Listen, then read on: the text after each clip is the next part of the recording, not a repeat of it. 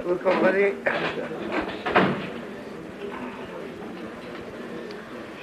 J'ai commencé cette année dans la maladie, je la termine dans la maladie, alors j'avais très envie de ne pas venir là. Et puis je me suis dit, c'est pas possible parce que je n'aurais pas d'autres semaines pour m'excuser de ne pas être venu. Alors c'est par une espèce de réflexe de politesse que je suis venu. Donc aujourd'hui je vais faire des choses très douces parce que je veux dire très lentes et puis pas beaucoup. Et puis après je partirai sur ma. Et tout ça, je suis sûr que c'est parce que j'ai fait un cours sur Pascal que je ne voulais pas faire et que je reculais de faire. Et je me suis dit, mais si, c'est un coup, ça. C'est un coup du ciel. Alors, voilà. Je dis finalement, qu'est-ce qu'on a fait cette année? Eh bien, c'était d'accord depuis le début. C'était, sous un certain aspect, une espèce de reprise de l'année d'avant. Bon. Mais la nécessité de cette reprise, j'avais essayé de l'expliquer. Et là, ce que je voudrais faire dans cette dernière séance, c'est uniquement me consacrer à un certain nombre de schémas bergsoniens, dont les uns nous ont servi au début, et dont les autres, à savoir 3 autres, sont nouveaux, et viendraient relancer le problème là où nous en sommes. Donc, il s'agirait en tout d'un certain nombre, aujourd'hui, d'un certain nombre de schémas bergsoniens. Du point de vue, évidemment, de la question, qu'est-ce qu'il y a de bon pour nous là-dedans? De l'autre point de vue, nous sommes prudents et nous n'en parlerons pas. Eh bien, ce qu'on a fait assez vite, ça j'étais rudement content, c'était une classification beaucoup plus riche que l'année dernière des images et des signes. Et ça a été tout le début de cette année. Et je dis qu'elle me paraît maintenant beaucoup plus complète, plus satisfaisante pour moi. Et elle partait d'un principe très simple. Je ne vais pas la recommencer.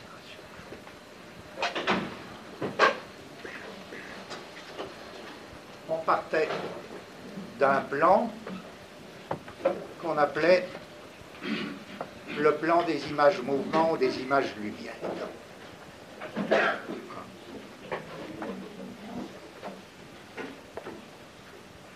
Sur ce plan, on assignait des centres d'indétermination. Ces centres d'indétermination étaient à proprement parler définis par un écart, d'où je mets 2 petits points. Voilà. Le plan des images mouvements ou des images lumière rapporté au centre d'indétermination donnait 3 types d'images, puisque le centre d'indétermination avait 3 aspects. Une image perception, je ne viens pas là-dessus. Une image action,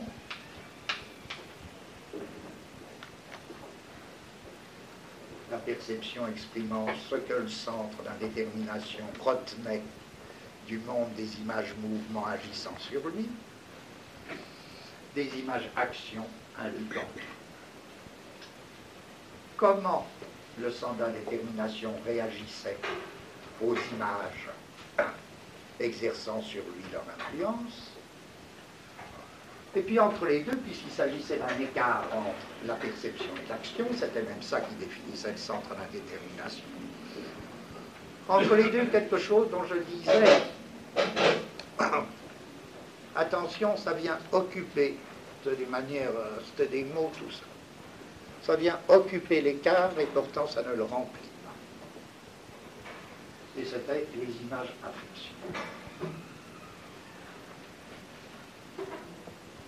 Si vous vous rappelez, nous sommes uniquement contentés de ça. Et pendant longtemps, on a construit notre tableau des images et des signes en fonction de ce premier schéma. Alors, notre tableau des images et des signes, je ne le recommence pas, mais je vous donnais ici l'image matière qui est mouvement ou lumière. Il nous donnait là image perception, image affection, image action, etc. Et les signes correspondants dans chaque tâche. Et du point de vue de la composition de toutes ces images, il nous donnait une image indirecte du temps, et du point de vue de la genèse de toutes ces images, il nous donnait une ou des figures indirectes de la pensée. Ça formait donc un gros bloc. Pourquoi ne pas arrêter là? Parce que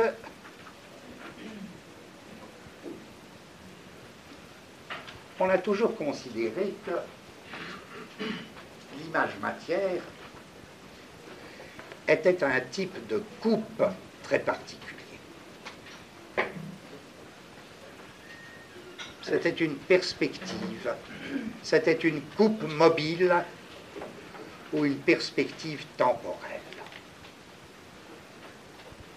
Ou si vous préférez, c'était une modulation.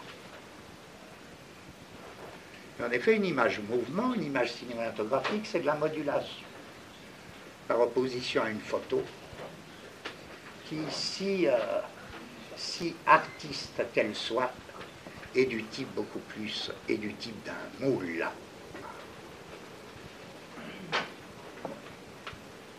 Modulation, coupe mobile, perspective temporelle.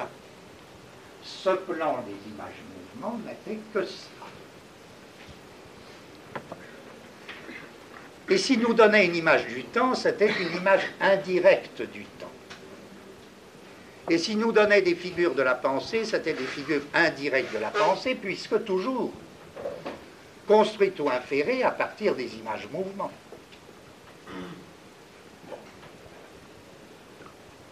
Et tout cela correspond finalement au premier chapitre de Matière et Mémoire, que maintenant vous avez eu toute l'année pour lire.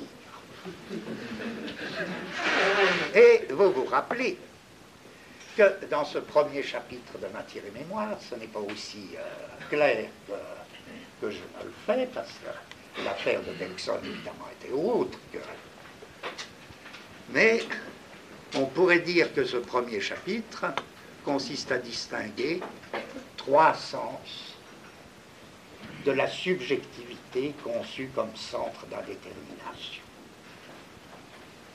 Si je définis un sujet comme un centre d'indétermination dans un monde d'images-mouvements,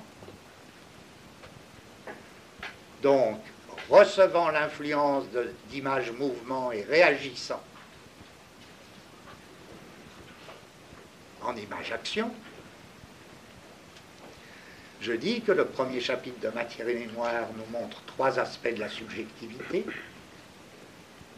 Un aspect perception,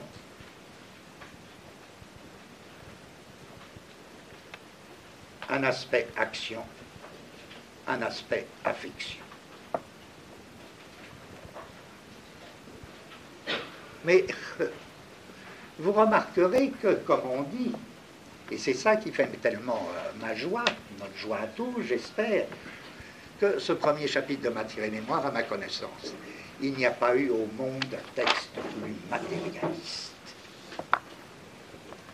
Et qu'il est bon qu'un auteur était si réputé pour son spiritualisme pur, lâche en premier chapitre d'un livre qui est son chef-d'œuvre, lâche en premier chapitre un manifeste matérialiste comme on n'en a jamais vu. On n'en a jamais vu, même chez les matérialistes les plus... C'est encore une fois pour lui. Il n'y a aucun problème. Aussi bien la perception que l'action, que l'affection, qu'est-ce que ça réclame? Un écart entre une excitation reçue et un mouvement exécuté. Et qu'est-ce que cet écart? Il le dit, cet écart, c'est le cerveau.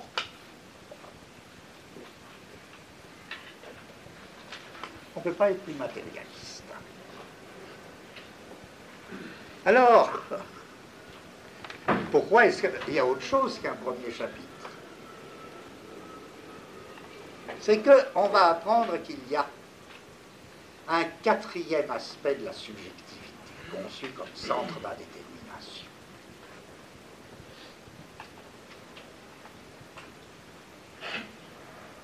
Et voilà. On va apprendre que ce quatrième aspect n'est assurément compréhensible que suivant une autre dimension que celle du plan de l'image-mouvement. Et que pourtant ça ne se voit pas tout de suite. C'est que, en effet, si je me donne toujours mon centre d'indétermination, c'est-à-dire l'existence d'écarts entre des perceptions, entre des actions subies et des réactions exécutées, écart entre excitation et réponse, je disais bien, l'affection, d'une certaine manière, elle vient occuper cet écart, mais elle ne le remplit pas. Et en revanche, il y a quelque chose qui vient remplir cet écart. Entre une perception, c'est-à-dire une excitation reçue par le centre d'indétermination sur une de ses faces, et un mouvement exécuté en réponse par le centre d'indétermination sous une autre de ses faces, il y a un écart. C'est ça, et c'est cet écart qui mesure la nouveauté de l'action exécutée par rapport à l'excitation reçue. C'est parce que d'une certaine manière, j'ai le temps. Au contraire, une chose, il y a enchaînement immédiat entre les actions reçues et les réactions exécutées. Par exemple, je donne un coup de pied à la chaise. Si je suis très en forme, la chaise bouge. Elle réagit immédiatement. Vous me direz, il y a dans la matière des mécanismes qui sont précisément des mécanismes de réaction à retardement. Ça ne change rien, puisque cela ne peut se faire que par des enchaînements qui, eux, fonctionnent immédiatement. Ou bien, alors, c'est du type imitation de mécanismes cérébraux. Bon. Alors, qu'est-ce que c'est ça? Qu'est-ce qui vient? Quelque chose vient remplir l'écart. La réponse célèbre de Bergson, c'est qu'en effet, nous avons des souvenirs. Et que tout ce qu'on a dit précédemment sur perception, action, affection, ne rendait absolument pas compte de cette nouvelle dimension. Nous avons des souvenirs.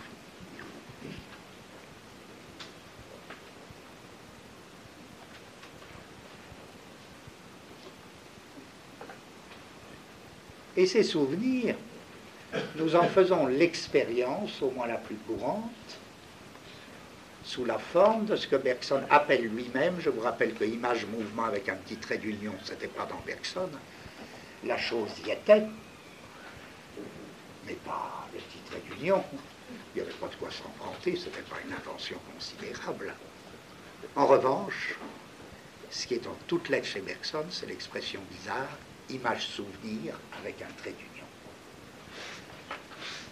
Nous avons, nous, centres d'indétermination, nous n'avons pas seulement des perceptions, des actions et des affections, ou si vous préférez des images-perceptions, des images-actions et des images-affections. Nous ne sommes pas seulement définis par ces trois types d'images qui expriment l'action sur nous des images-mouvements, ou qui expriment ce en quoi nous sommes sur le plan des images-mouvements. Nous avons aussi des images-souvenirs. Et ces images-souvenirs, bien sûr, si nous les avons, c'est qu'elles nous servent à quelque chose. À quoi elles nous servent? Eh bien, à compenser notre supériorité-infériorité. Notre supériorité sur les choses, c'est que nos actions ne s'enchaînent pas immédiatement avec les réactions, avec les excitations reçues. D'une certaine manière, c'est ce que lui appelle avoir le choix. Nous avons un certain temps pour réagir. Ou alors, si nous n'avons pas ce temps, c'est la panique, c'est l'image-affection. Mais normalement, nous avons un certain temps. Nous voyons le lion un peu avant qu'il nous attaque.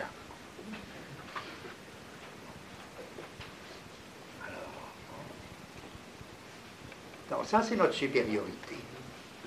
Mais il y a aussi bien un aspect infériorité, à savoir, mon action, elle ne dispose plus de la facilité d'être une simple conséquence compte tenu de ma nature, d'être une simple conséquence compte tenu de ma nature, de l'excitation reçue.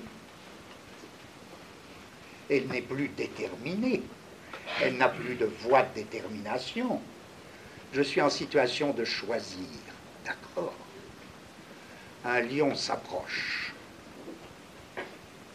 Enfin, s'il ne s'approche pas trop près, je choisis. Vais-je rester et faire le mort? Je choisis même pas bien la solution héroïque de Tarzan. Mais je choisis de rester ou de faire le mort, ou bien je choisis de partir sur la pointe des pieds, ou bien de partir en courant. J'ai le choix. Remarquez, si je suis un poulet, je n'ai pas le choix. Déjà, il n'a pas assez de cerveau. Il n'y a pas assez d'écart. Un poulet, rien n'empêchera d'être poulet, c'est à dire. Bon, c'est ça. Mais nous qui ne sommes pas des poulets, qu'est-ce qu'il va faire? Que l'un va faire le mort, l'autre va s'approcher du lion. Par exemple, en lui chantant une berceuse, pieuse de préférence.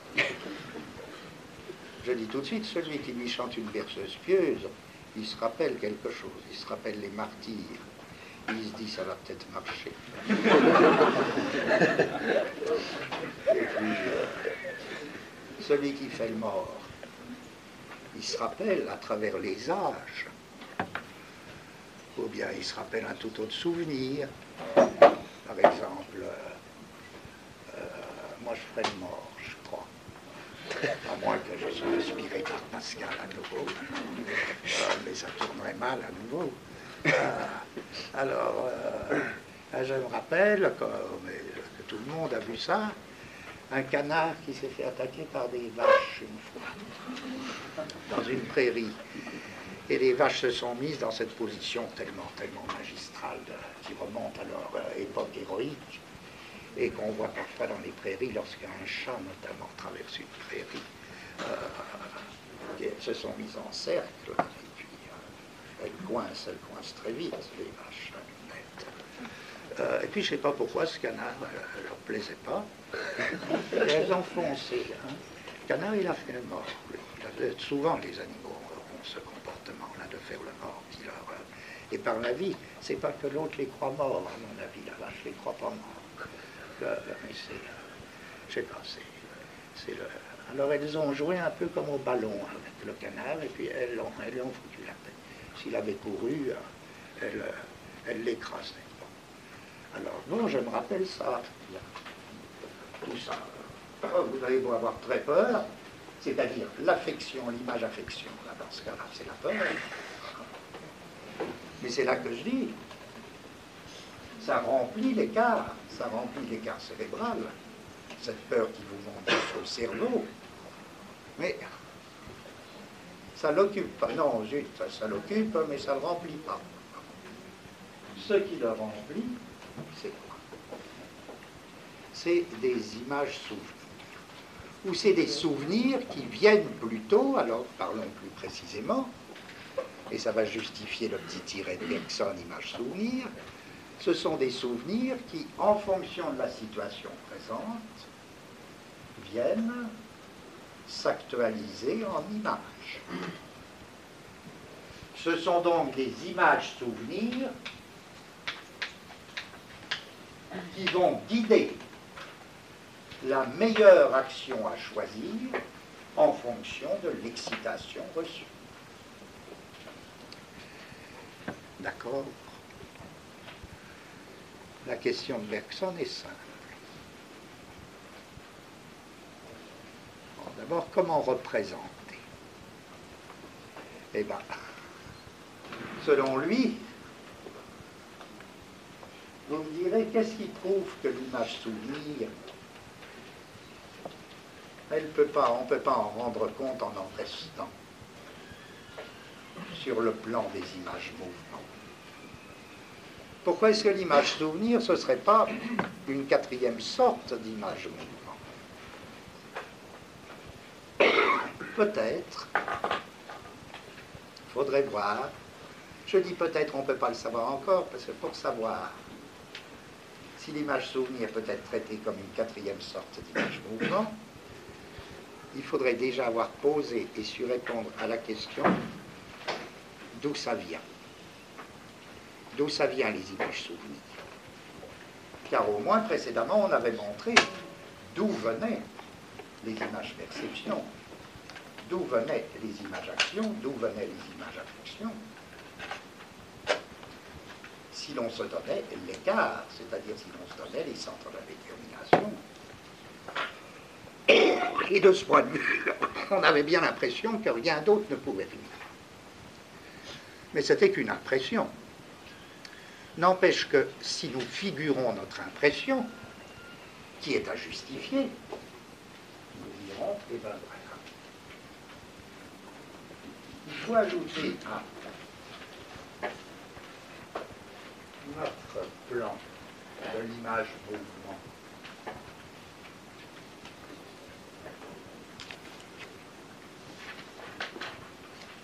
une espèce de poids.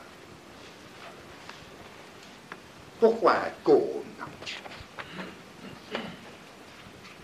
Parce qu'il faut qu'il ait une pointe qui coïncide avec son insertion il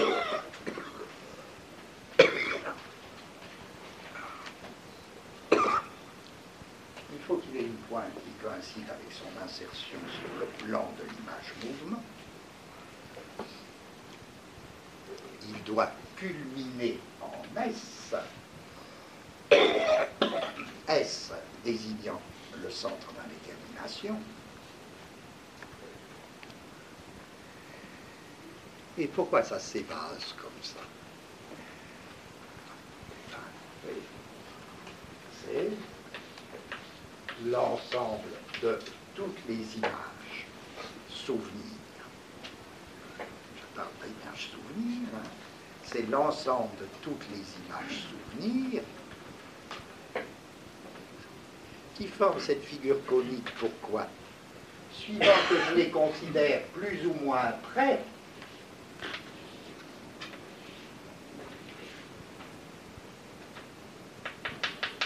de leur insertion, c'est-à-dire, suivant que je les considère plus ou moins près, proches d'une urgence présente.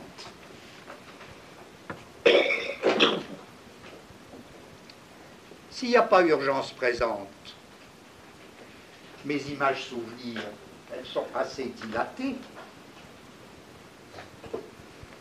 Par exemple, je suis en état de rêverie.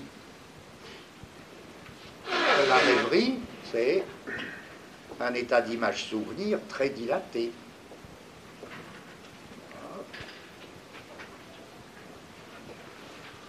Mais je suis en état de rêverie quand je suis dans une situation présente sans urgence.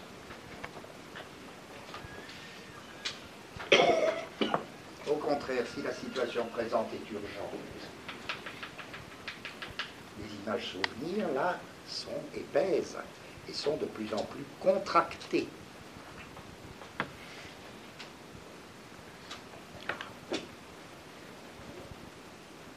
Bien. Comprenez ce premier schéma bergsonien. Où donc, il rajoute au plan des images mouvements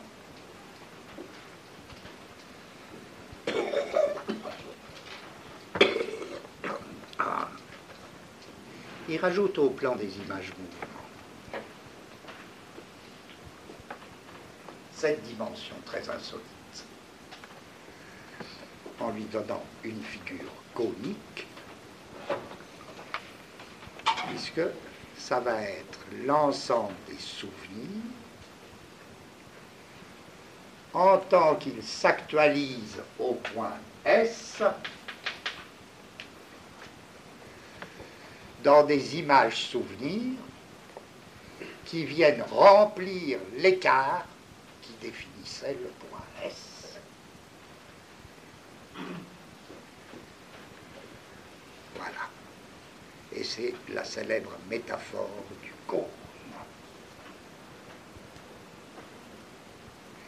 Dès lors, qu'est-ce que c'est que le cerveau?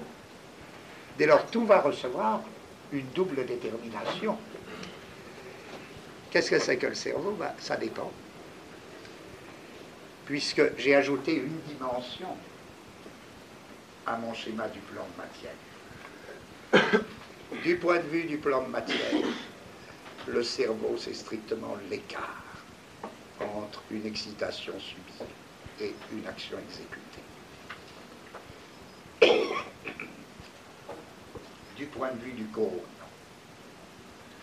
le cerveau, c'est le procès d'actualisation du souvenir en image souvenir.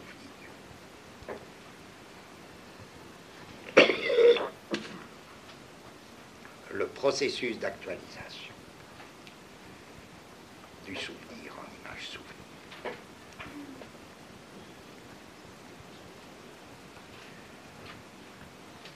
Oh.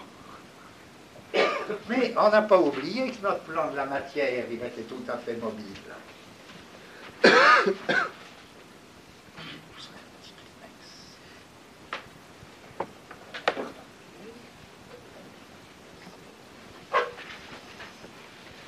On n'a pas oublié cette mobilité. Et cette mobilité,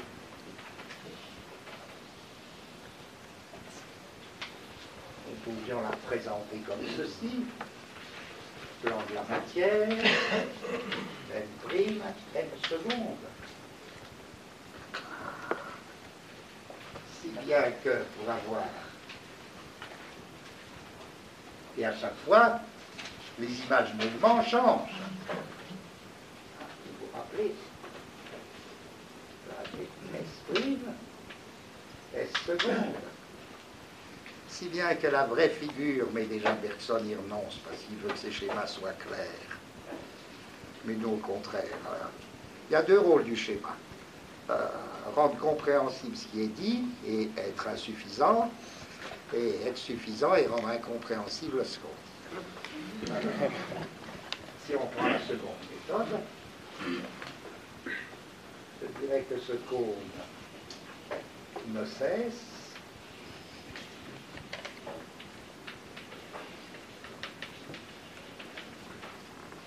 de déplacer son sommet à l'infini, suivant la succession des plans de matière.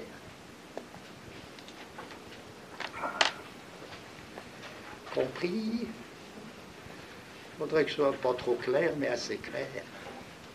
Alors, vous voyez que là où Bergson, on ne sait pas encore pourquoi, va faire triompher le spiritualisme. Il va pouvoir dire, mais moi, mes affaires, c'est pas une lutte entre le spiritualisme et le matérialisme. C'est pas ça. C'est que tout est matière, si je m'en tiens à M, S, tout ça. Tout est esprit, si je m'en tiens au cône. Or, il y a un point commun, qui va être évidemment l'insertion de l'esprit dans la matière. L'insertion de l'esprit dans la matière, c'est ce qui appartient à la fois et au cône et au plan de matière, c'est le point S. Traduit en termes de matière, c'est le cerveau. Traduit en termes d'esprit, c'est la mémoire.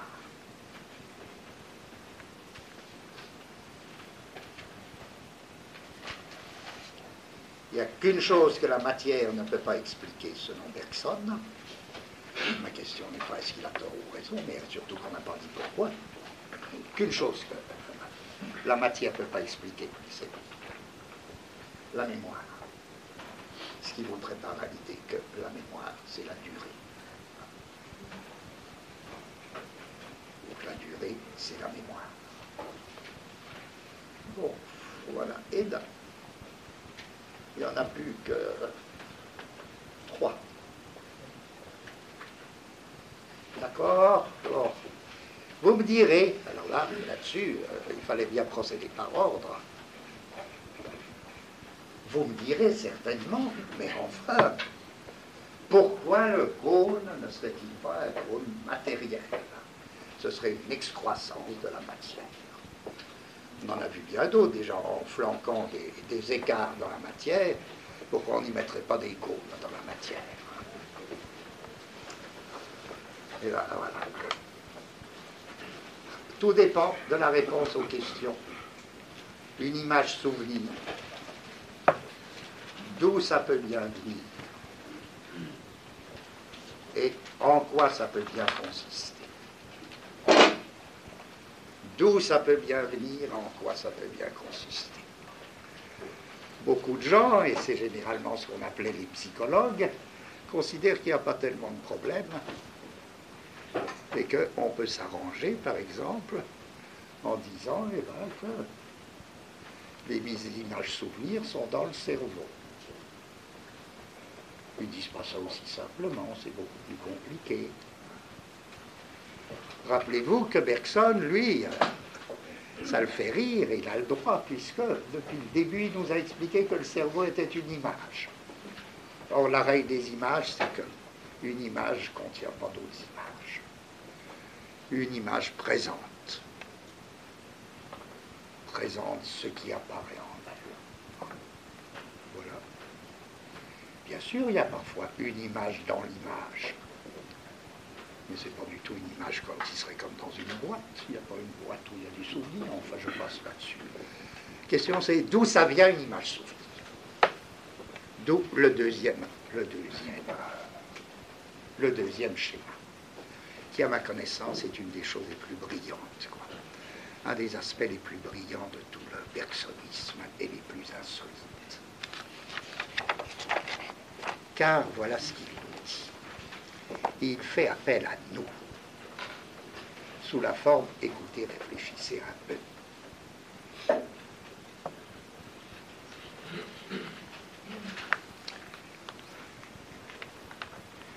Dans l'image souvenir,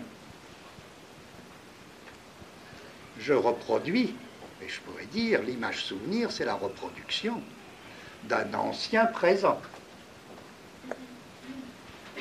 Je peux dire, l'image souvenir, c'est la reproduction d'un ancien présent dans un actuel présent.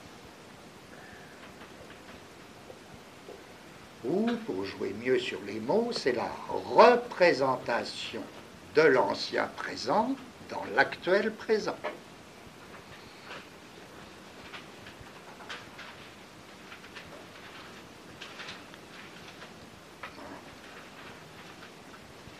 Eh bien oui, et on vit là-dessus. Mais on se dit, après tout, ça suffit. Alors comment est-ce que l'ancien présent peut-il être représenté dans l'actuel? Là, on va imaginer plein de choses. Mais notre tendance de départ, notamment si nous sommes psychologues, c'est toujours de penser le passé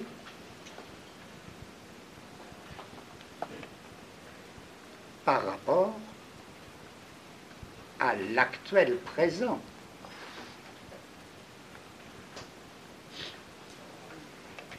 C'est-à-dire, nous pensons le passé en fonction de l'actuel présent par rapport auquel il est passé.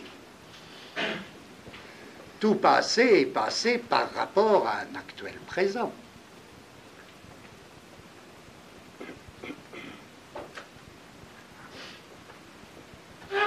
Tout passé est passé. Vous comprenez ça? Il faut bien comprendre. Je veux dire, je me rappelle ce que j'ai fait hier. Eh bien, c'est la représentation d'un ancien présent par rapport à l'actuel présent.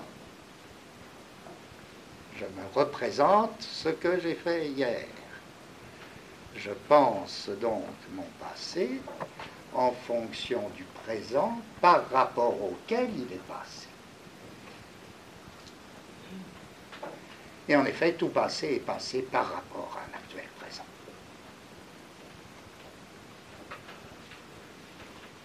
Mais aussi, mais d'autre part,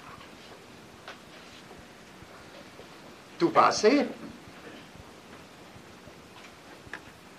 est passé d'un présent qui l'a été.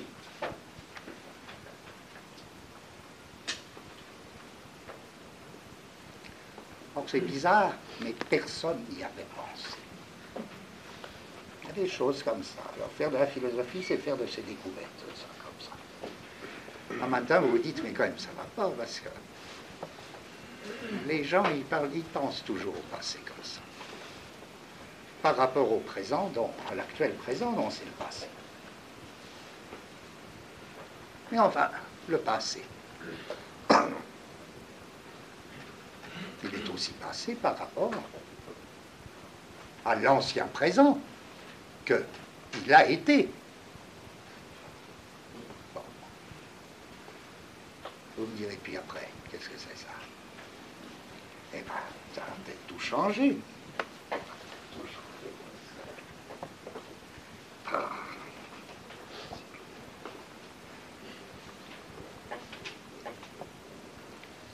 Il y a un nouveau présent que j'appelle l'actuel présent. Mais enfin, qu'est-ce qui le rend possible? Je veux dire, pourquoi est-ce que le présent passe et ne cesse de passer? C'est une question, c'est ce qu'on appellera une question métaphysique. Les questions métaphysiques, elles sont très très concrètes. Ça consiste à demander des choses aussi simples, ça consiste à faire l'idiot, vraiment, mais pourquoi le présent passe? Alors si on me dit, c'est la définition même du présent, moi je réponds, ah non, non, non, non, non. Je veux une réponse. Alors je retombe dans Kierkegaard. Ah, je veux une réponse de première main. Je ne veux pas une réponse de seconde main. Je ne veux pas une réponse de généralité. Je ne vous laisserai pas tranquille tant que vous ne m'aurez pas dit pourquoi le présent passe.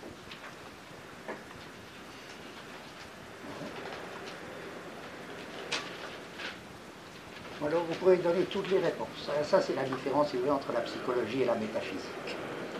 En effet, la métaphysique, elle ne cherche pas des lois. Elle veut des raisons singulières. Si on me dit c'est la loi du présent, et puis si on me dit je définis le présent tel que c'est contenu dans son idée qu'il passe, je dis ah bah oui, mais ça ne me va pas, et puis j'attrape le type, là je ne le lâche pas. J'ai dit non, dis-moi pourquoi. Oui, je pense au très beau texte de Chestov sur Job et Dieu. Job, c'est celui qui a demandé une réponse de première main à Dieu. Et il n'a pas lâché Dieu. Il lui a dit, ah non, non, je ne te laisserai pas, tant que tu ne m'auras pas dit pourquoi. Pourquoi tu m'accables de malheur alors que je suis injuste? Je suis injuste, alors que je suis un homme vertueux, etc. Tu me flanques la gale, l'épidémie, tu me fais perdre mes richesses, mes troupeaux, tout ça. Pourquoi? Alors, il y a les dévots qui arrivent et qui disent, bah, la justice de Dieu, ou bien ce sont les lois. Bon, j'ai envie de dire rien du tout. Non. Il me faut une réponse de première main. Eh bien, faisons le même coup, nous voulons une réponse de première main à pourquoi le présent passe.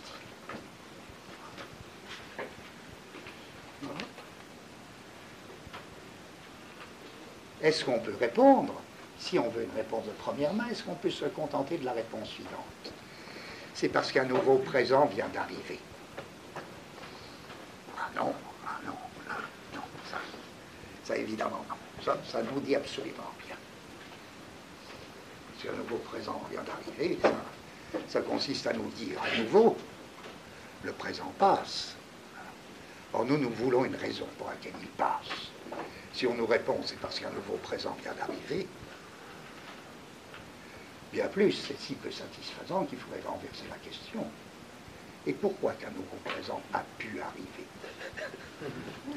Un nouveau présent a pu arriver parce que l'ancien présent passe.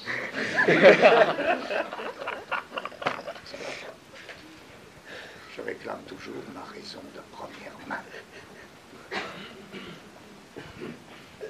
Alors,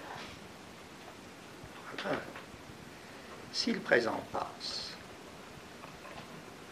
ça ne peut pas être par après.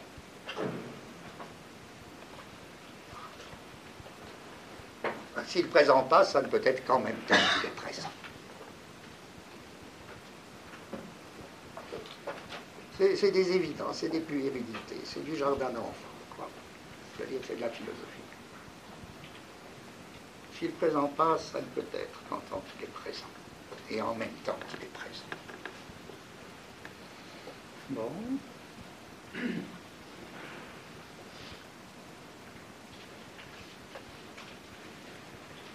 Attention, alors. Il passe en même temps qu'il est présent. En d'autres termes, il se constitue comme passé en même temps qu'il apparaît comme présent.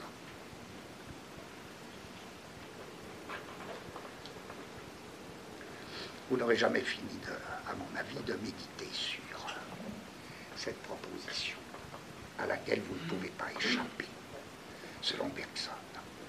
Voilà la réponse de première main qui approche. Je sens que ce n'est pas encore la réponse de première main. Il faut bien que le présent se constitue comme passé en même temps qu'il se donne comme présent. Il ne peut pas se constituer comme passé une fois qu'il est passé. Forcément. Il faut donc qu'il se constitue comme passé une fois qu'il est présent. En d'autres termes, nous n'avons pas le choix. Il faut qu'il y ait stricte contemporanéité entre un présent et le passé qu'il a été.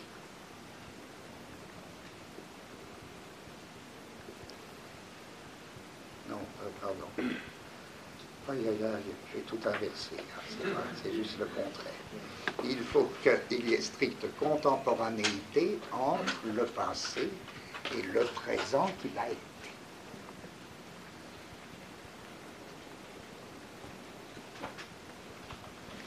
Il n'y a pas contemporanéité entre le passé et le présent par rapport auquel il est passé. Là, il y a distemporanéité.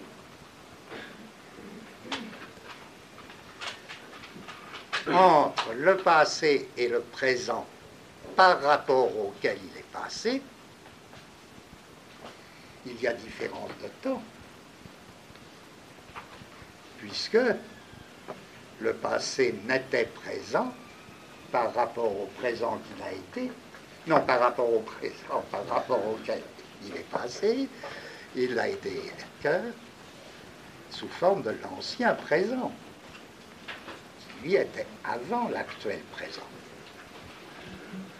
Mais si je pense le passé par rapport au présent qu'il a été, je dois dire, tous les deux sont strictement contemporains. C'est en même temps que le présent se donne comme présent et se constitue comme passé. En d'autres termes, il y a contemporanéité entre le passé et le présent qu'il a été.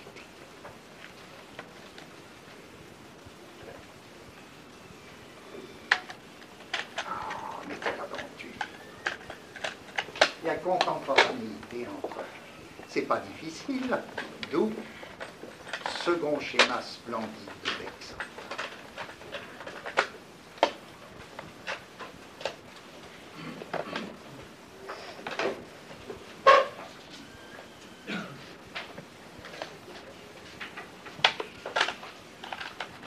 La ligne est supposée droite.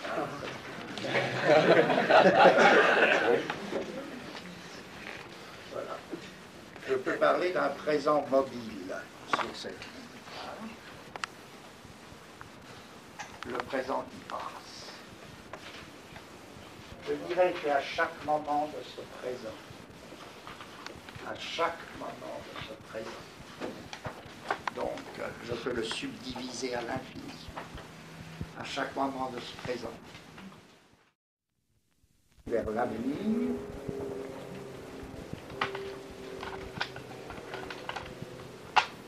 une autre qui retombe dans le passé, ou qui tombe dans le passé. En d'autres termes, il n'existe que de présent que dédoublé.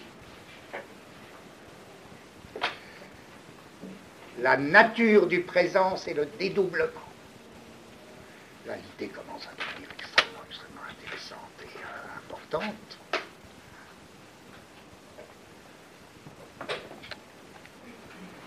Et à chaque instant, le présent se dédouble en présent qu'il est et passé qu'il a été.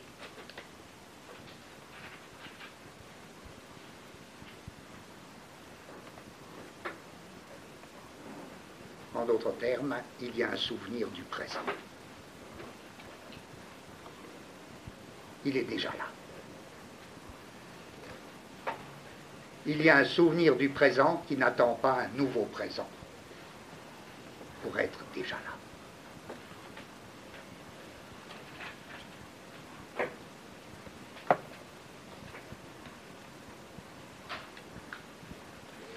Il y a coexistence radicale entre, encore une fois, le présent qui se présente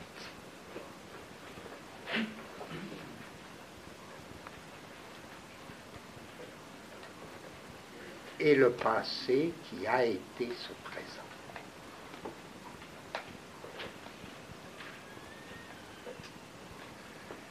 Vous me direz, mais si le présent est constamment redoublé, s'il est constamment dédoublé, comment ça se fait que nous ne le voyons pas? La réponse est très simple. À quoi ça nous servirait?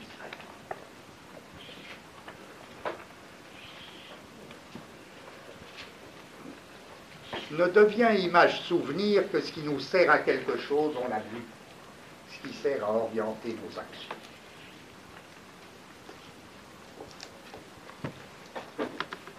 Seul ce passé-là, seul ce souvenir-là devient image souvenir. Ça revient à dire qu'il n'y a d'image souvenir que par rapport à un nouveau présent.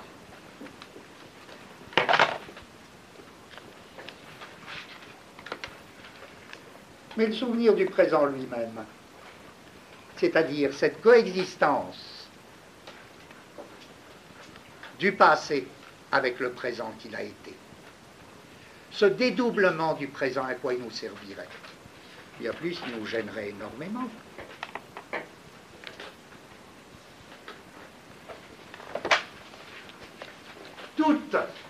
Toute la ligne de l'action entraîne à suivre ce chemin-là et à neutraliser, à refouler celui-ci.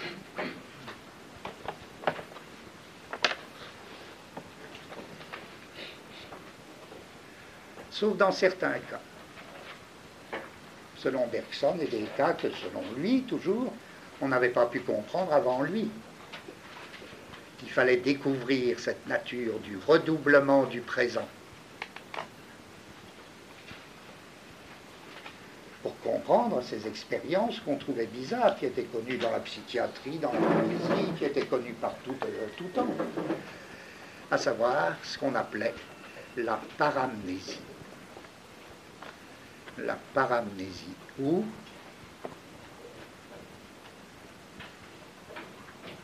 le sentiment du déjà vécu. La paramnésie ou le sentiment du déjà vécu. Et qu'est-ce que c'est le sentiment du déjà vécu ou la paramnésie? C'est l'expérience qui arrive parfois d'avoir strictement déjà vécu une scène qui est en train de se faire, qui se présente. Et cette expérience est très particulière puisque ce n'est pas un sentiment de ressemblance. Ce n'est pas le sentiment d'avoir vécu quelque chose de semblable qui ferait appel à une mémoire. C'est le sentiment de l'avoir vécu, mais dans chaque détail. D'autre part, très, très paradoxal, ce n'est pas un sentiment localisable, c'est-à-dire datable. On l'a vécu dans un passé quelconque, et non pas il y a une semaine, ou à la rigueur dans un passé cyclique. Bon, dans ces moindres détails.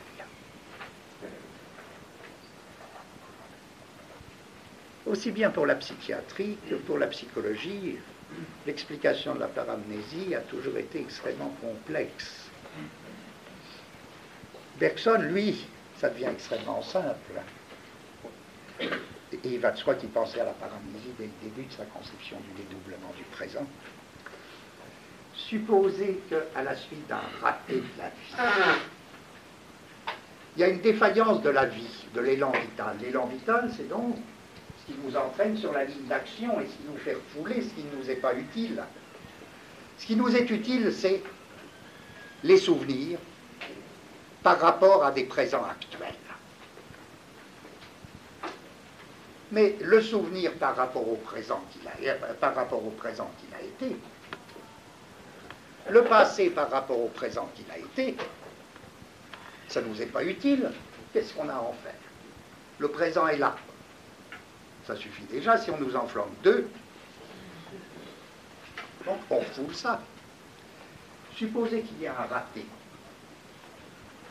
du mécanisme d'adaptation à la vie. Voilà que va se faire le paradoxe suivant. Puisque il y a contemporanéité, là je parle lentement pour que vous compreniez, que vous suiviez bien. Une fois dit qu'il y a contemporanéité ou dédoublement,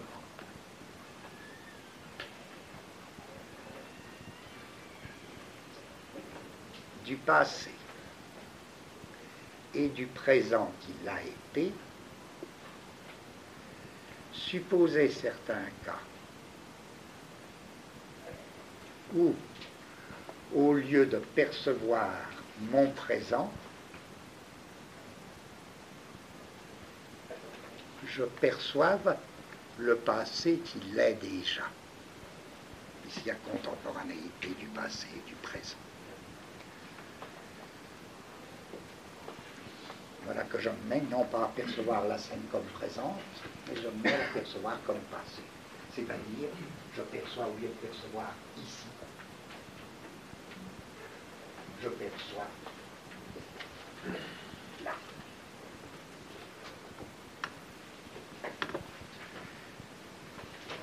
Je perçois l'actuel présent comme passé.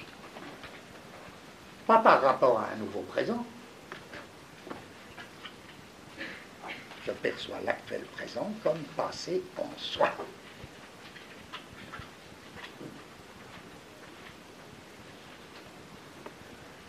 Et alors dans ces expériences-là, je vis en effet perpétuellement le dédoublement du présent et du passé en deux instances, dédoublement perpétuel en deux instances, dédoublement du présent en deux instances, dont l'une est constituée par le présent qui passe et dont l'autre est constituée par un passé qui fait passer tous les présents.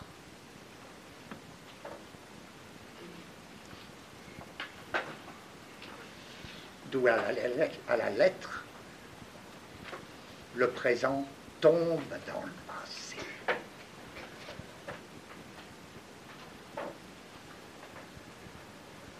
Or, si je perçois le moment, c'est au moment où il est présent qu'il tombe dans le passé. Si je perçois le moment où il tombe dans le passé, l'aspect sous lequel il tombe dans le passé, je perçois évidemment l'actuel présent comme passé.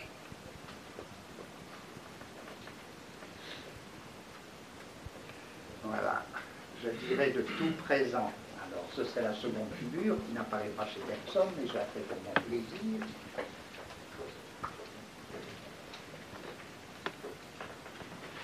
Voilà. Il faudrait que ce soit bien égal, hein, les deux. Tout simple, c'est... Qu'est-ce que c'est ça? Ça, c'est le présent qui est. Ça, c'est le passé contemporain.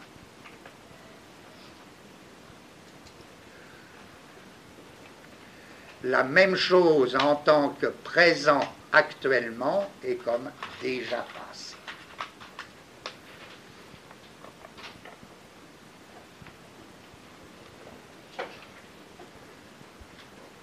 Le dédoublement du présent, comprenez où je voulais en venir.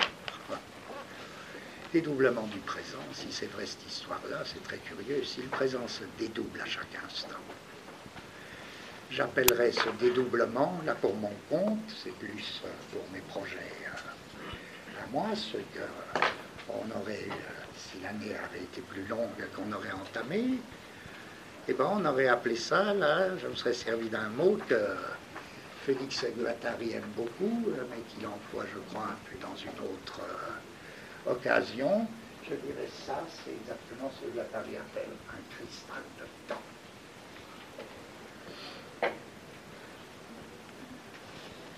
Un cristal de temps. C'est-à-dire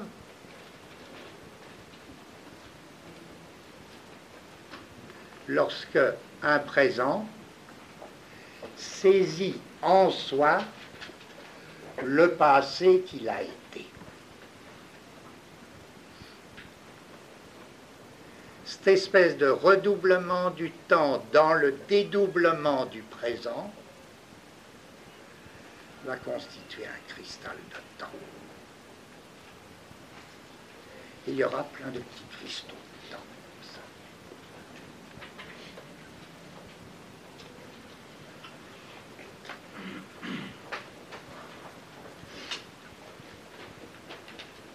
Et alors Guattari, il a tout à fait raison de dire ben, les cristaux de temps, c'est finalement des ritournelles, des petites chansons. Oui. C'est ces opérations perpétuelles par lesquelles un présent se dédouble. Et alors, en effet, qu'est-ce qui se passe lorsque j'appréhende dans un cristal de temps ce dédoublement du présent? Ce qui se passe, c'est que je me vis comme à la lettre, comme spectateur de moi-même. D'une part, je suis agi et d'autre part, je me regarde agir. Vous voyez comme nous sommes loin de la formule courante de j'agis, qui était celle du plan matière avec S. J'agis, c'est-à-dire je réagis en ayant le choix des excitations que je reçois. Là, il ne s'agit plus de ça avec le souvenir du présent, ou avec le passé contemporain du présent qu'il a été, il ne s'agit plus d'agir. Il s'agit d'être dans la situation du dédoublement qui correspond à ce dédoublement du présent, c'est-à-dire à la fois je suis agi et je me regarde agir. Et c'est exactement la fonction du cristal de temps. Comme quand je mets mon œil là, qu'est-ce qu'il y a dans le cristal? Ce qu'il y a dans le cristal, c'est la même chose qu'au dehors, c'est la même chose. Mais hors du cristal, c'est le présent, dans le cristal, c'est le passé lui-même. Et alors, c'est plus une image souvenir, c'est vraiment ce qu'il faudra appeler un souvenir pur.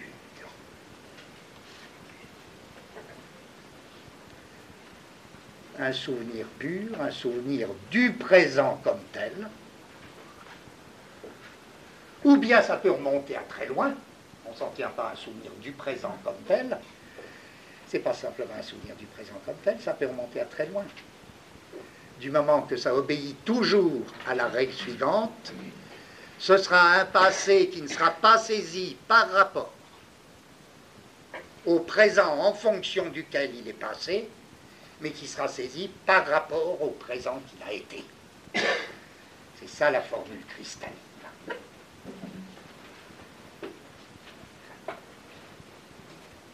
C'est bizarre. C'est pour ça que je dirais, ben oui, si on faisait nos trucs de cinéma, je dirais, ben oui, il y a des images cristalles au cinéma. Et là, pour ceux qui voient, je pense, les images, je sais pas, oui, je crois bien j'en avais parlé l'année dernière, Ophuls, c'est des purs cristaux de temps qu'il fait. Ah, les choses sont toujours saisies d'ailleurs. Dans de véritables cristaux, les images sont saisies dans des cristaux. D'une autre manière, parce qu'ils ne conçoivent pas, il faudrait voir tous les styles de cristal. Le cristal, c'est une chose si belle.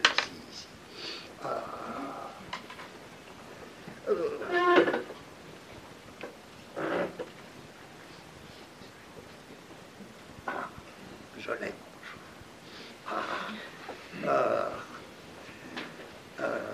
Qu'est-ce que je voulais dire Fellini, c'est ça. Fellini aussi arrive à constituer les plus belles images cristalles. Non pas plus belles que celles d'Ophuls, mais c'est d'autres cristaux. Ce n'est pas les mêmes cristaux. Bon. Je me dis tout d'un coup, il aurait fallu que je sois en meilleure forme. Parce que ça me paraît, je sais pas, vous comprenez quelque chose ou pas? Oui, ça va? Ça va? Bon. Alors, bon, vous comprenez que, si ça va, vous avez là ce que je pourrais appeler notre première figure directe du temps.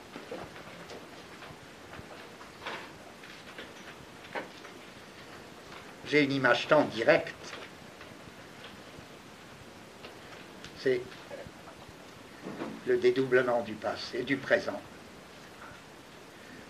C'est-à-dire la coexistence du passé avec le présent qu'il a été, ou la saisie du passé dans le cristal.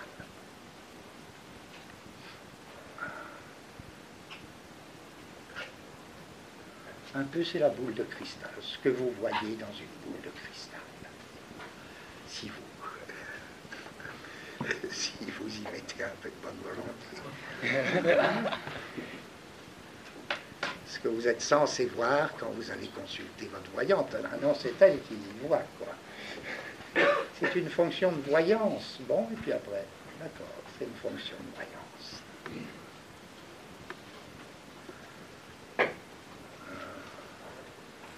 Mais alors, encore un effort. Et à ce moment-là, ça va m'être difficile de m'arrêter. Je disais, c'est pas seulement la coïncidence du présent actuel et du passé qu'il est déjà.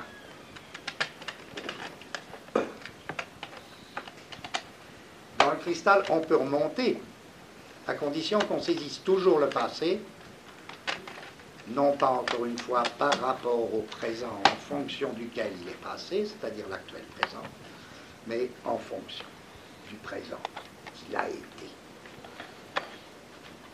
Bon. Qu'est-ce que ça veut dire, ça? Eh bien, si je reprends un nouveau cœur, on va périr. C'est chaud, hein? On en fait plus. C'est curieux, hein, parce que ça doit être lié, parce que comme moi ça va pas, plus que ça devient évident, mieux je me sens. Mais alors les bien portants, là, vous allez tous tomber comme des mouches. Ça va être épatant, quoi. Qu'est-ce qu'il y a? Alors on ne peut pas ouvrir les fenêtres, sinon c'est moi qui tombe. Qu'est-ce que je voulais dire? Ben oui. Voilà.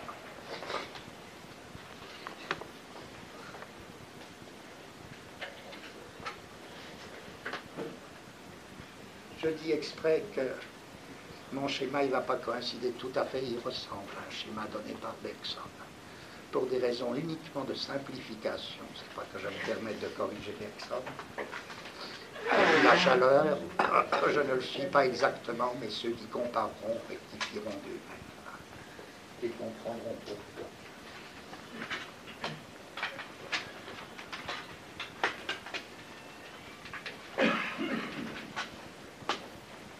Qu'est-ce que cela? Je dirais, ben, à la limite, c'est mon cristal de temps.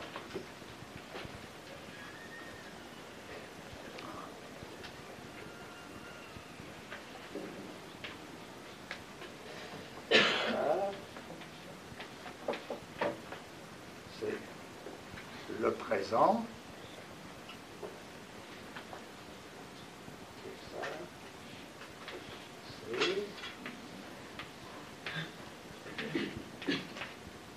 Le passé qui coexiste avec lui. C'est-à-dire, c'est le passé qui coexiste avec le présent qu'il a été.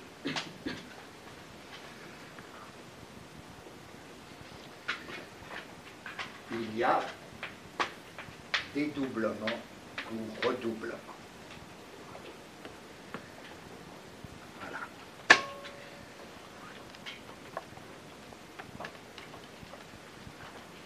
Alors, prenez notre scène, là. Notre scène. Vous êtes là, dans cet état de malaise, moi vaincu par la maladie, unis dans un même courage, nous sommes là. Bon. C'est, mettons, la ligne P. Ce que nous voyons, c'est ça. Cet actuel présent.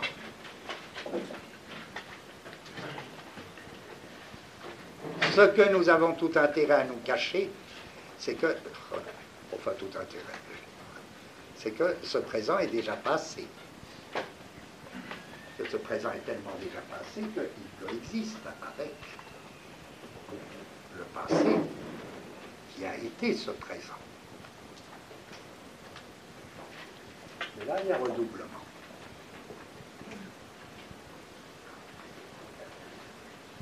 Et c'est au plus près de la scène.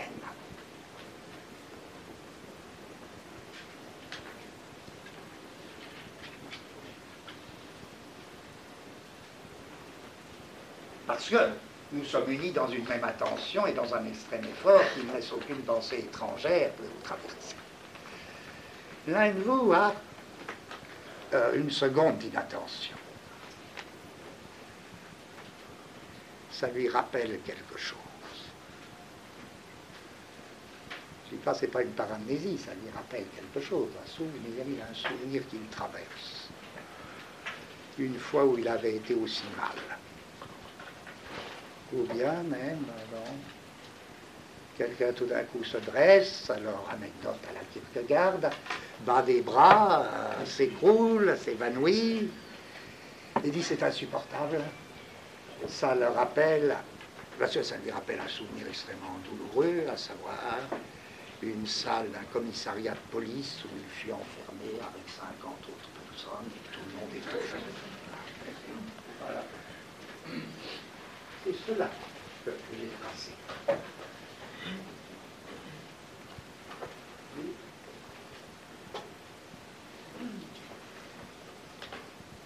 Le même ou un autre.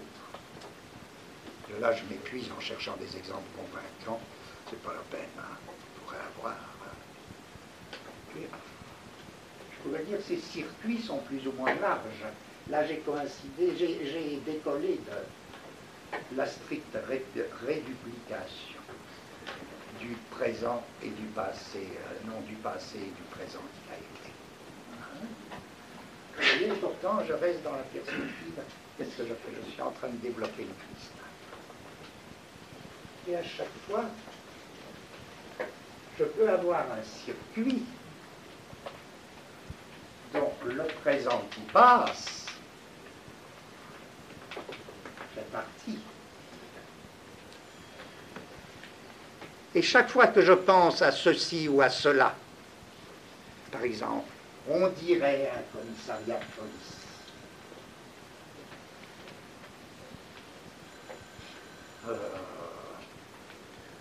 On dirait une salle d'hôpital.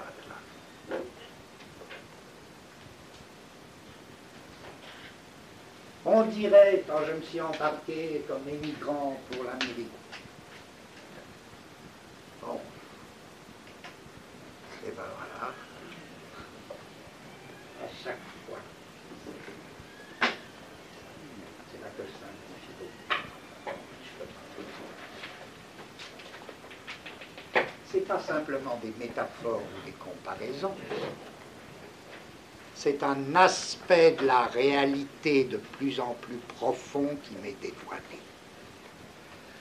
Des circuits de pensée qui pénètrent de plus en plus dans le temps, en même temps que des aspects de plus en plus profonds de la réalité nous sont découverts.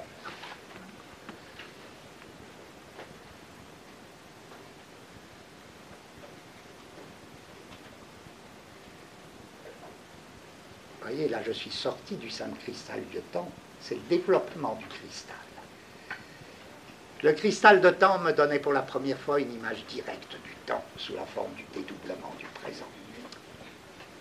Là, c'est pour la première fois une figure directe de la pensée, sous la forme de la complémentarité. Des niveaux de pensée,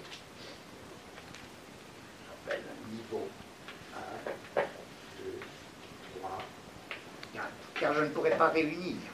À chaque fois, comme dit Bergson, et il le dit merveilleusement, je suis forcé de faire un nouveau circuit. Et la bêtise, ce serait de croire que c'est des métaphores. Ce ne sont pas des métaphores.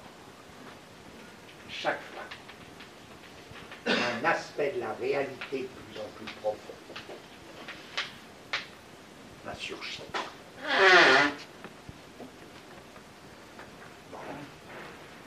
Alors j'essaie de dire, bon, si, à condition, mais comme c'est un cours de conclusion, évidemment, ça a l'air d'être des applications, mais je vous en supplie, ne croyez pas que c'est des applications.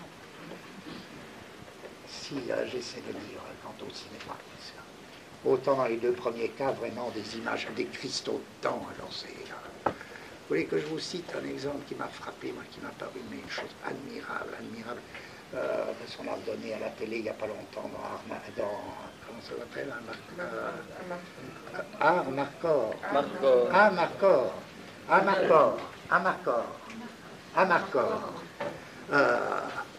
Il y a une image qui me paraît sublime. C'est les petits gars, les lycéens. Il y a le grand hôtel qui vient de fermer, c'est l'hiver, hein, l'hiver qui revient. Les lycéens, ils arrivent, très mélancoliques. La saison est finie, c'est la fin des vacances. Dans mon souvenir, il y a la neige, mais on oublie tellement vite, j'ai déjà oublié. Il y a la neige qui commence à tomber. Et puis, ils sont là, dans cette atmosphère cotonneuse. Hein, et puis, chacun, ils sont absolument isolés. les uns des autres. Il y en a 5 ou 6, absolument isolés, à des distances, alors que Fellini a dû calculer ça. On voit ce que c'est qu'un grand cinéaste. Il a dû calculer il a dû faire les marques pour qu'ils ne soient pas trop près, pas trop loin. Et à la lettre, chacun mène sa propre affaire. Il y en a un petit gros, le préféré de tout le monde, le pitre qui fait semblant, qui se courbe et qui fait semblant de jouer du violon en dansant sur place, dans mon souvenir. Il y a le grand dadais aux yeux cernés, qui lui marche, et c'est un pas de danseur timide, il n'ose pas danser, alors il marche, mais c'est une espèce de pas rythmique, tout droit comme ça, avec son cache-colle. Et il marche en horizontal, tandis que l'autre fait ses tournants. Il y en a un troisième qui fait je ne sais plus quoi, il doit être 5. Et c'est d'une telle science, une telle, il ne suffit pas de le dire pour le faire, savoir que ces personnages sont absolument isolés, qu'en même temps ils composent un groupe où ils sont inséparables, cette espèce d'identité de l'inséparabilité et de la séparation. C'est un truc fantastique. Et là, c'est tellement l'identité du présent avec son propre passé, c'est tellement ce que j'appelle une image cristal, ou un passé, puisque c'est, supposons, l'enfance de Fellini. Un passé, c'est tout le temps ça que fait Fellini. Saisir un passé, non pas en fonction, non pas simplement en fonction du présent par rapport auquel il est passé, mais en fonction du présent qu'il a été. Donc il ne nous donne pas l'ancien présent, il nous donne, mais il ne nous donne pas non plus le souvenir par rapport à un nouveau présent. Ce que j'appelle un cristal de temps, c'est qu'il nous donne le passé par rapport au présent que ce passé a été. Vous comprenez? D'où l'étrange vie, comme si on voyait la chose à travers une boule de cristal. Oui, ah ben là c'est beaucoup plus clair, je ne vais pas dire mieux de toute façon, alors il faut bien s'entendre. Alors là, je dirais, ben, il y a certaines images de Rossellini, qui sont typiquement là, ce schéma. Et même je crois que Rossellini est celui qui a eu le plus de sens de ça.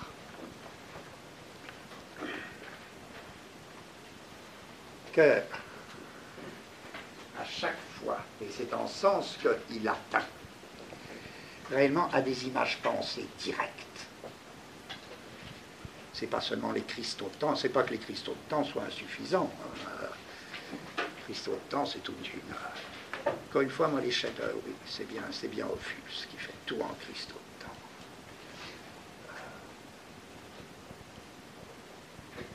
Et Fellini, et pourtant, ils ne se ressemblent pas les deux. Mais ils ont quelque... Je sais pas, ils ont un but... je sais pas. Et puis, mais chez Rossellini, qu'est-ce qui se passe? Constamment une pensée mise en demeure, de constituer de nouveaux circuits en fonction de nouveaux aspects de la réalité à découvrir.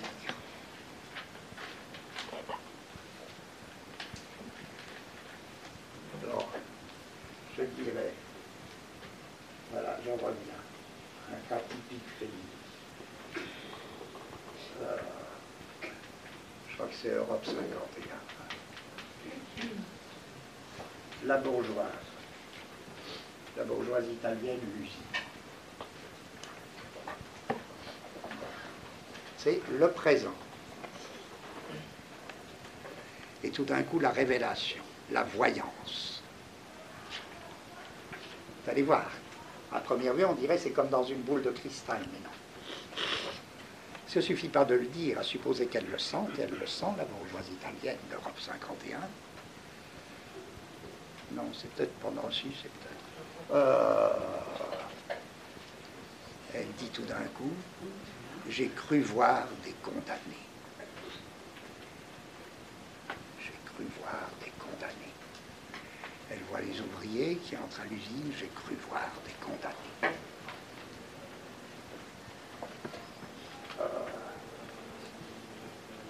Perception de l'usine. Autre circuit.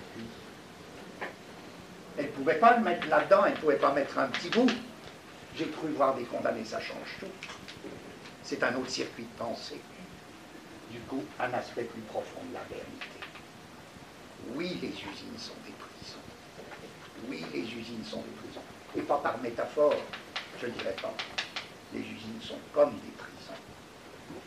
Je dirais, elles ne sont peut-être pas des prisons. Ce n'est pas des prisons, d'accord. Mais d'une autre manière, ce sont des prisons. Et oui, ce sont des prisons. Bien, on pourrait concevoir un troisième aspect. Et c'est ce qui se passera, et c'est tellement une technique, ça, Rossellini, que c'est ce qui se passe dans l'admirable Stromboli. Et dans l'admirable Stromboli, tous les circuits de pensée de l'héroïne vont correspondre à des aspects de plus en plus profonds de la réalité de l'île, de la réalité insoutenable, insupportable de l'île. Depuis la pêche au thon et la mort du thon, lorsque, à quoi correspond, comme circuit de pensée, la réaction d'horreur. Non, ne me le faites pas toucher. Et ça se passe au bas de l'île. Et plus on monte, ça finira dans l'explosion volcanique et dans le grand cri de l'héroïne. Mon Dieu, c'est trop beau, je suis fini. C'est trop beau, je suis fini. Quelque chose d'insupportable. Circuit plus extrême de la pensée, avant que tout craque, auquel correspond la révélation, cette fois-ci, de toute l'île vue d'en haut, avec le feu du volcan, l'île toute noire sur la mer Noire. Et là, vous avez exactement, semble, ce système. Alors, cette fois-ci, il faudrait parler de circuit de la pensée et non plus de cristaux de temps. Et dans les circuits de la pensée, ce qui correspond, le corrélat de chaque circuit de la pensée, c'est un aspect de réalité.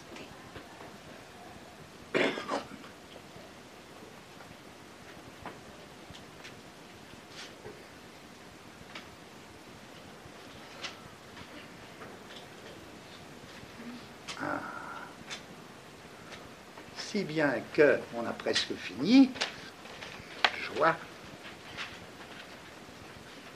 Revenons au cône et essayons de traduire. Vous voyez, ça s'est très bien passé finalement.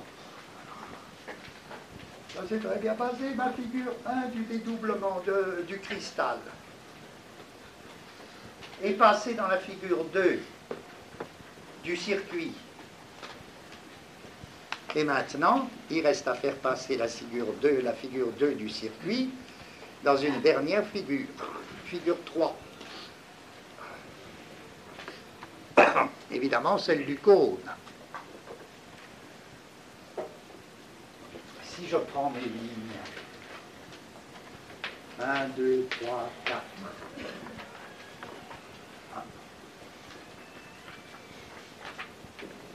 Comment les retrouver sur le cône?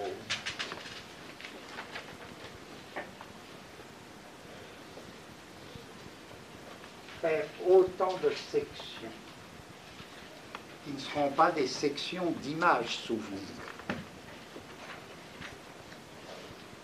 qui seront des sections régions du passé ou de la pensée.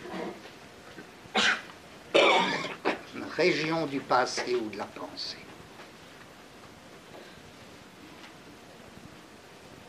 Et là, j'aurai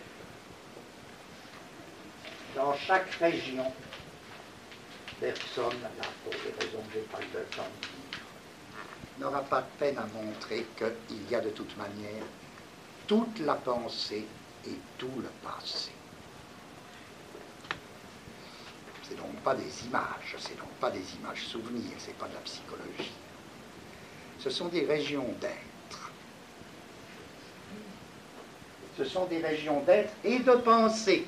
Vous voyez pourquoi ça enchaîne. Là, j'avais les aspects les plus profonds, de plus en plus profonds de la réalité. Là, les circuits les plus profonds de pensée. Et bien, chacune de ces coupes, c'est une région de pensée-être, ou d'être-pensée.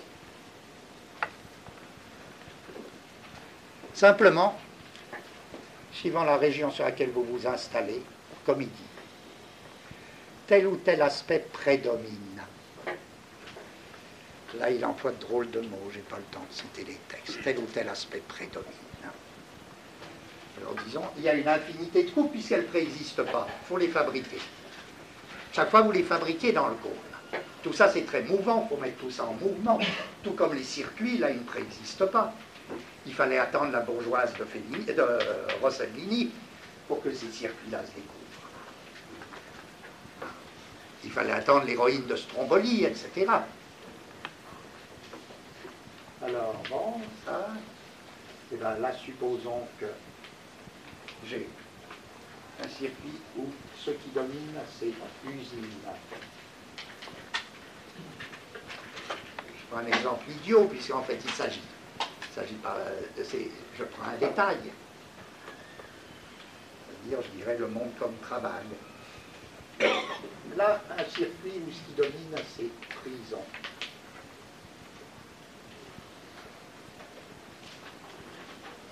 Là, un circuit où ce qui domine, c'est cataclysme. Bergson ira jusqu'à dire, à chaque région de la coupe, il y a des points brillants.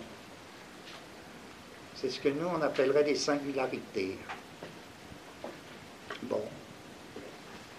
Et là, penser, ça veut dire quoi?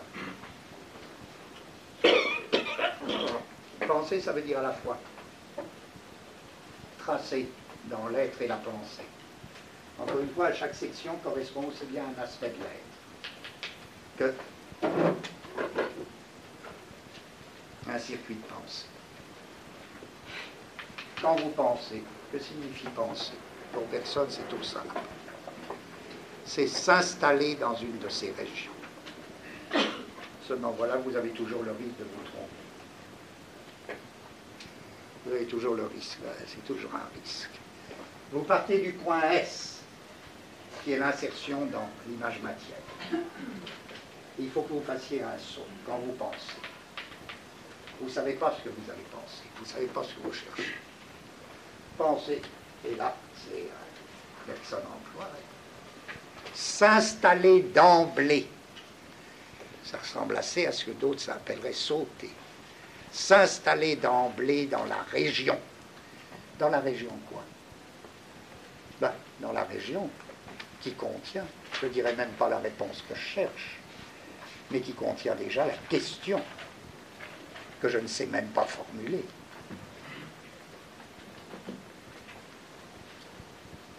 Et je pense qu'en dès que pour moi, je sens que quelque chose ne va pas, ou dans le monde ou en moi, et je fais le saut, c'est-à-dire que je m'installe d'emblée dans une région qui est censée me révéler quoi? À la fois un aspect de l'être qui m'était caché et un circuit de pensée que je n'avais pas encore. Pour cela, il faut que je saute dans une région. Et je risque toujours ou bien rater mon saut, ou bien m'installer dans une mauvaise région. Si je m'installe dans une mauvaise région, je pourrais penser tout ce que je veux et longtemps. Ce que je penserai n'aura strictement aucun intérêt. Ça ne comprendra ni la question, ni la réponse à la question. Alors, cet art de penser est une chose très... Comprenez que dans le cône présenté ainsi dans sa forme totale, avec le point d'insertion dans le plan de la matière,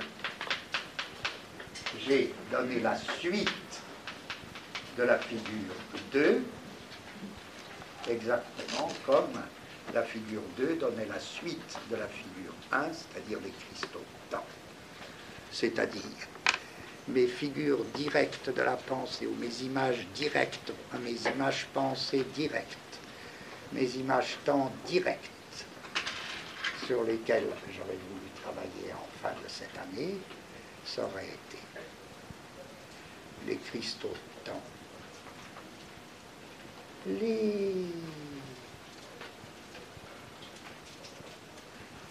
les circuits de la pensée et comment dire, les régions noétiques ontologiques, c'est-à-dire les régions d'être et de pensée, qui expliquent et qui devraient expliquer ce qui restait encore un problème en eux, c'est-à-dire cette complémentarité entre les circuits de pensée de plus en plus vastes et les aspects de réalité de plus en plus profonds. Dieu, Dieu, c'est trop beau, je suis fini. Voilà, et bien ça y est. Et bien très bonnes vacances.